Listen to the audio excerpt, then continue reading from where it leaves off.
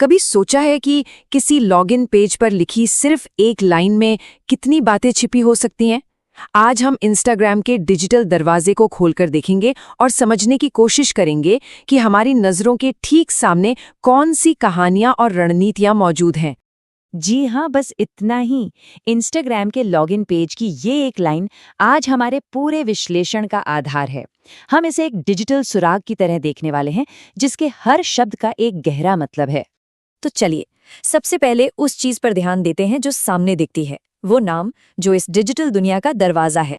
Instagram, ये सिर्फ एक शब्द नहीं है, है ना? ये एक तरह का साइन पोस्ट है, एक लेबल है। ये हमें बताता है कि हम किसी खास तय की हुई जगह पर पहुंच गए हैं। अब ये बात जरा सोचने वाली है। अगर हम बाकी सब कुछ भूल जाएं और सिर्फ इस टेक्स्ट को देखें, तो इंस्टाग्राम के बारे में हम पक्के तौर पर क्या कह सकते हैं? बस इतना कि ये एक नाम वाली जगह है जहां हमें एक फैसला लेना है। बाकी सब तो हमारी अपनी धारणाएं हैं जो हम अपने साथ लेकर आते हैं। ठीक है, तो जगह का नाम तो पता चल गया। अब समझते हैं उस चुनाव को जो ये हमारे सामने रखता है। जैसे ही हम इस दरवाजे पर पहुंचते हैं, हम फौरन एक दोराहे पर खड़े हो जाते हैं। हमारे सामने दो रास्ते हैं, लॉगिन या साइन अप। एक रास्ता उनके लिए है जिनकी यहाँ पहले से एक डिजिटल पहचान है, मतलब वो अपनी कहानी को आगे बढ़ा सकते हैं। और दूसरा रास्ता है नए लोगों के लिए, एक नई पहचान बनाने का खुला न्योता।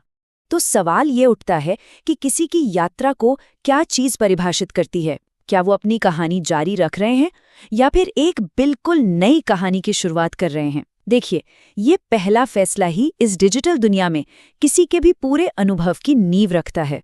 मतलब ये दो एकदम अलग अलग रास्ते हैं जिनका आगाज उस एक छोटे से चुनाव से होता है।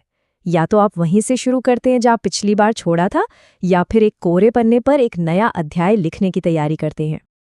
अच्छा, अभी तक तो हम सिर्फ दरवाजे को ही देख रहे थे। अब थोड़ा पर्दा हटाकर देखते हैं कि इस डिजिटल दरवाजे के पीछे कौन है, इसकी बनावट के पीछे कौन है, इसका मालिक कौन है। और वो सुराग है ये छोटा सा फ्रेज, फ्रॉम मेटा। ये सिर्फ 3 शब्द नहीं है, ये एक हस्ताक्षर है, एक पहचान है जो हमें एक बहुत बड़ी तस्वीर की तरफ ले जाती है, जो बताती है कि ये जगह अकेली नहीं है। तो फ्रॉम मेटा का मतलब क्या है? पहली बात, ये बताता है कि ये आया कहाँ से है। दूसरी, ये साफ करता है कि इसका मालिक कौन है।